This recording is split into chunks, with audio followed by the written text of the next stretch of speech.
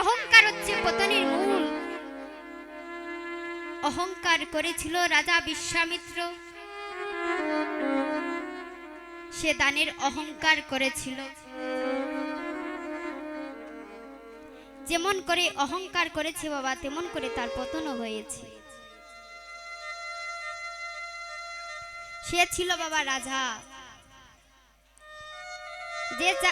যে যা চাইতো সব দিয়ে দিত। অহংকারের বসে যে যা চাইতো তাকে সব বিলিয়ে দিত।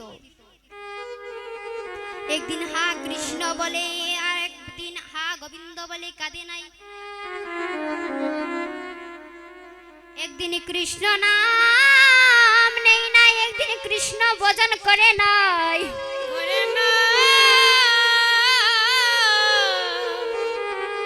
শুধু আমার আমার করে যাচ্ছে। রাজা বলেছিল যা চাইতো তাকে সব দিয়ে দিত। একদিন তার গুরুদেব এসে বললেন, বিশ্বামিত্র তুমি নাকি বড় দাতা হয়েছো, আজ আমি দেখব তুমি কত বড় দাতা হয়েছো। তখন ওই বিশ্বামিত্রকে বললেন, তোমার আশয় বিষয় যা আছে সব আমাকে দিয়ে দাও। তুমি তো দানের অহংকার করছো, তুমি আমাকে সব বিলিয়ে দাও। তখন ওই বিশ্বামিত্রকে সব দিয়ে দিয়েছে। তার বলতে ছিল বাবা এক পুত্র আর এক স্ত্রী।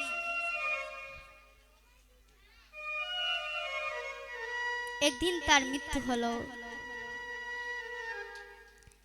সে নদীর কূলে বসে আছে, কেউ তাকে পার করছে না। ওই যে বাবা একদিন কৃষ্ণ নাম নেই দিয়ে একদিন কৃষ্ণ ভজন করেনি।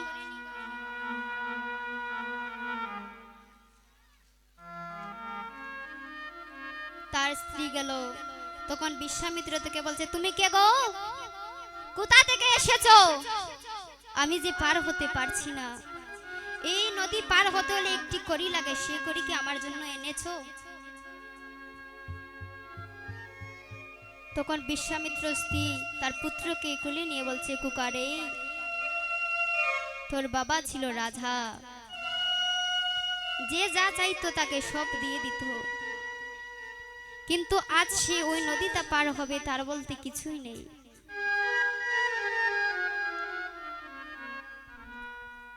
আমরা তো বাবা সরকার আমাদের জন্য ব্রিজ দিয়েছে, বড় বড় নদী পার হতে পারছি, কিন্তু সে যেদিন আমরা ওই নদীর কূলে যাব সেদিন কিন্তু বাবা ব্রিজ থাকবে না।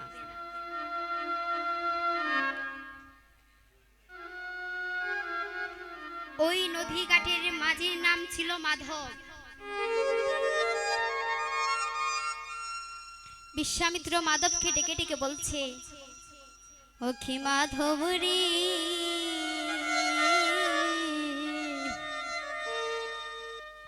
তুমি দয়া করে বিরাও নৌকা, মোর নাহি পারের করি।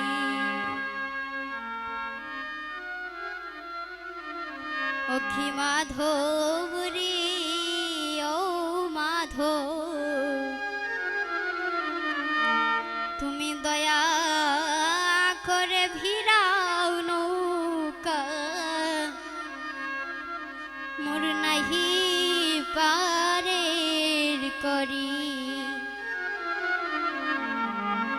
ওই না পূবের ভেলা পশ্চিমে ঝায় গড়ি,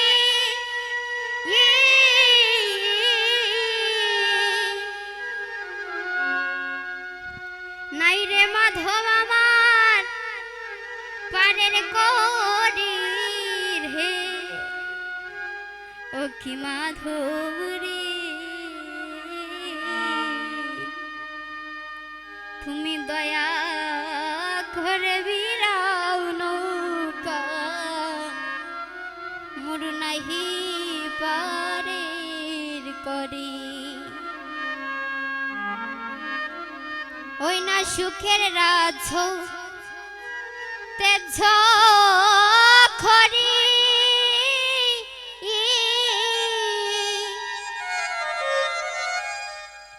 ওই লাভ মাধব আমি দিন ভিখারি রে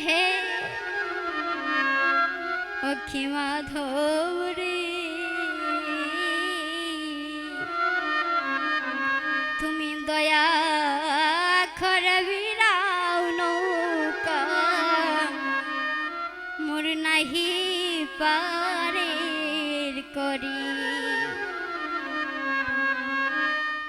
ওই মাধব বলছে তুমি এত অহংকার করেছিলে, কিন্তু আজকে যে রাজাধিরাজ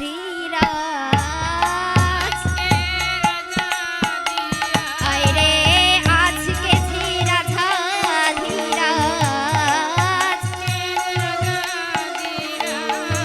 কাল সে বিকা ছাই কাহার সমান নাহি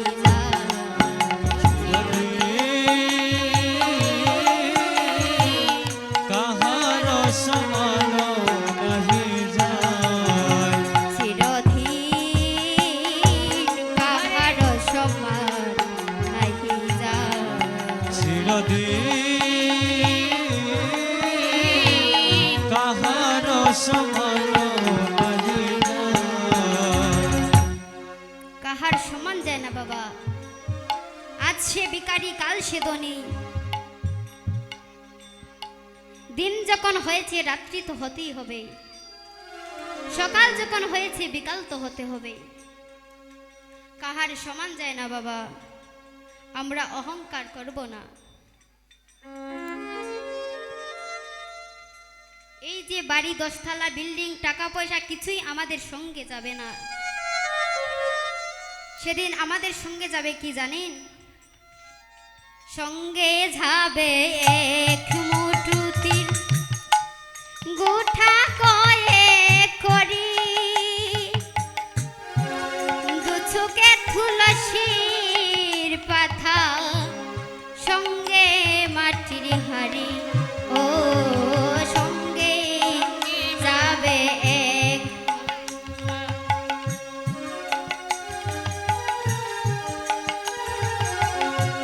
দুচোখে তুলসীর পাতা সঙ্গে মাটির হাড়ি পরনের ওই ধামি কাপড় সেদিন পরনের ওই ধামি কাপড় সেদিন পরনের দামি কাপড় নেবে সেদিন পেরে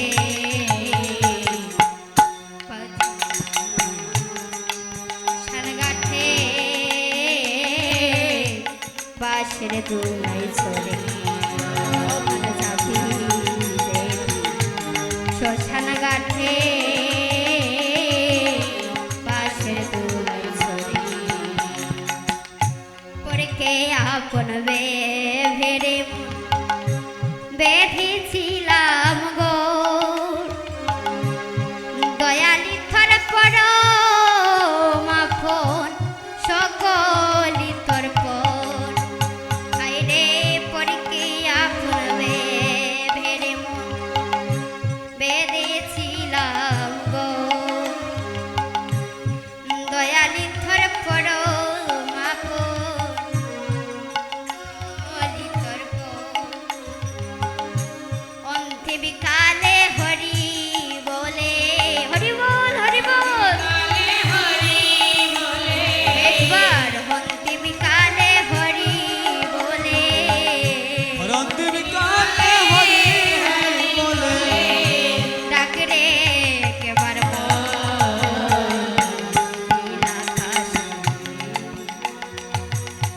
বাঁশের দুলাই ছড়ে ও মন যাবি যেদিন শ্মশান ঘাটে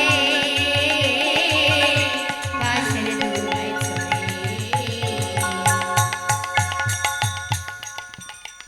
কিসের অহংকার করবো? আমাদের তো কিছুই যাবে না, দুমুঠো তিল যাবে আর মাটির হাড়ি যাবে। এত সুন্দর দেহ পেয়ে অহংকার করে যাচ্ছি।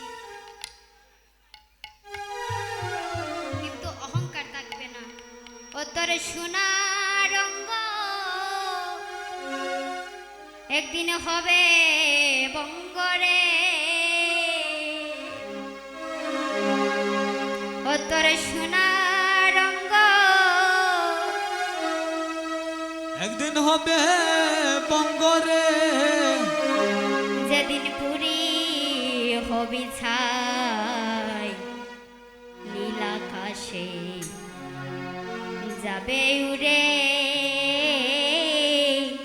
কয়লার ধোঁয়া। ওরে যাবে উরে কয়লা হয়ে ছাই। এই মহামন্ত্র যদি এতই মধুর হয় তাহলে আমরা সকলে মিলি এই মহামন্ত্র জপ করিয়া গৌরাঙ্গ লীলা আস্বাদন করব। কেননা আমার মহাজন লীলাকে দুটি ভাগে ভাগ করা হয়েছে। আচ্ছা বাবারা, আমরা তো এটাকে পালা বলি তাই না, কিন্তু এটা পালা না, এটা হচ্ছে লীলা। পালা আমাদের মানব জীবনে দুটি পালা, একটি হচ্ছে আসার পালা, আরেকটি হচ্ছে যাবার পালা। আসার পালা আমাদের শেষ বাবা, যাবার পালা গনিয়ে আসছে।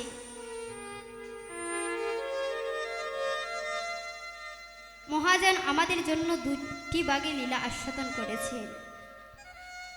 গৌরলীলা আস্বাদন করতে হয় প্রথম, তারপরে কৃষ্ণ লীলা আস্বাদন করতে হয়।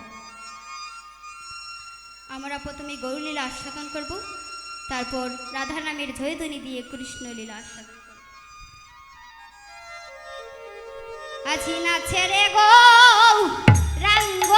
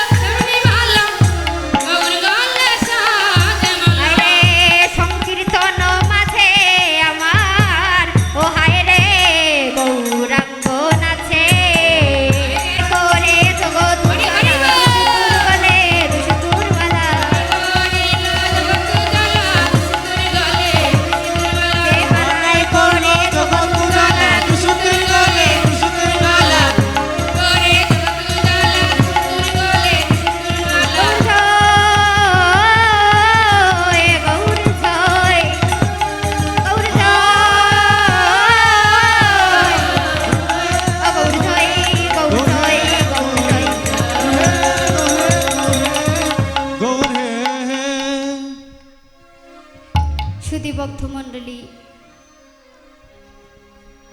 এখানে মহাজন কীর্তন সম্বন্ধে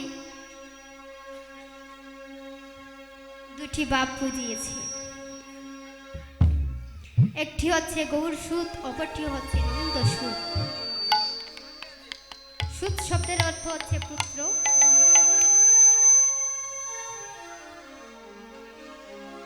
আর সুতা শব্দের অর্থ হচ্ছে বস্ত্রের সুতা। সুধীজন, আজ আমি আপনাদের কাছে আরেকটি কথা বলবো।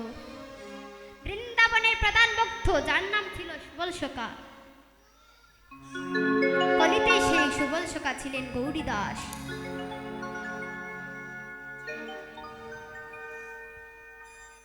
গৌরী দাসের গলে ধরে আমার মহাপ্রভু বলছেন,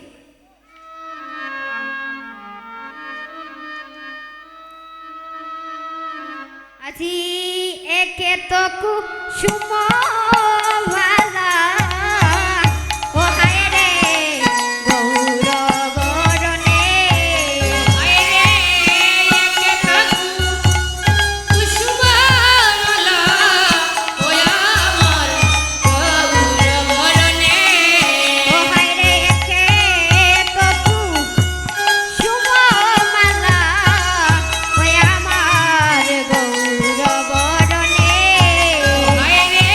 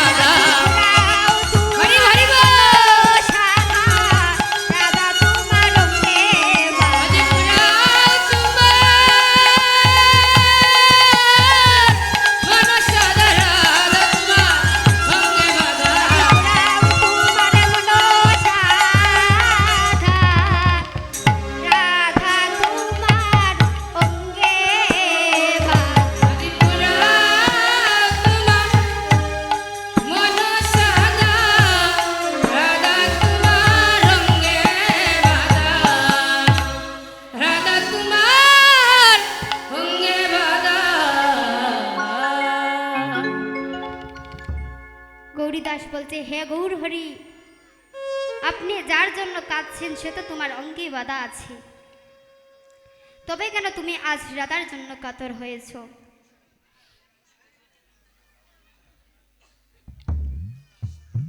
তুমি কেন আজ রাধা রাধা বলে আকুল হয়েছ? রাধা তো তোমার অঙ্গেই বাধা আছে।